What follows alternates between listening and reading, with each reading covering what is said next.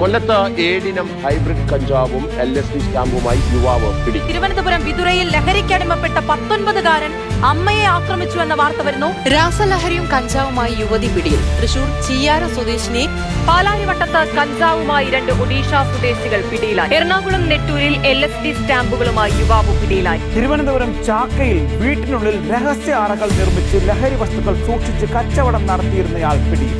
പരിശോധന കർശനമാക്കിയിട്ടും സംസ്ഥാനത്തേക്ക് ലഹരിയുടെ വൻ ഒഴുക്കാണ്. കൊച്ചിയിൽ 200 കോടിയുടെ ലഹരി മരുന്ന് വിദേശത്തേക്ക് കടത്താൻ ശ്രമിച്ച കേസിൽ പിടിയിലായ കണ്ണൂർ സിറ്റി. അടുത്ത കാലത്തൊന്നും രാജ്യം കാണാത്ത ഒരു വലിയ ലഹരിവേട്ടയാണ് കഴിഞ്ഞ ദിവസം NCBയുടെ നേതൃത്വത്തിൽ നടന്നത്. മലപ്പുറം കോഴിക്കോട് ജില്ലാ അതിർത്തിയിലെ കടലുണ്ടിൽ നിന്നാണ് വൻതോതിൽ MDMA പിടികൂടിയത്. സമീപകാലത്തായി കേരളത്തിലേക്ക് സിന്തറ്റിക് ഡ്രഗ്സ് ഉൾപ്പെടെ എത്തുന്നതിന്റെ അളവ് വലിയ തോതിൽ വർദ്ധിച്ചിട്ടുണ്ട്. കൊല്ലം ജില്ലയിൽ നടന്ന വലിയ MDMA വേട്ടകളിലൊന്നാണ് ഇന്ന് ഓഹാക്കാവിൽ നടത്തിയത്. എക്സൈസിന്റെ പ്രത്യേക സ്ക്വാഡാണ് ഇപ്പോൾ അവരെ പിടികൂടുന്നത്.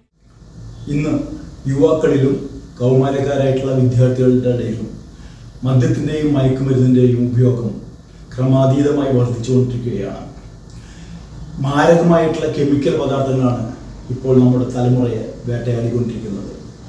നമ്മളോടൊപ്പമുള്ള നമുക്ക് ചുറ്റുമുള്ള വ്യക്തികളിൽ ലഹരിയുടെ ഉപയോഗം കണ്ടുപിടിക്കാൻ സാധിച്ചാൽ ഒരുപക്ഷെ അവരെ ജീവിതത്തിലേക്ക് തിരിച്ചെത്തിക്കാൻ നമുക്ക് സാധിക്കും.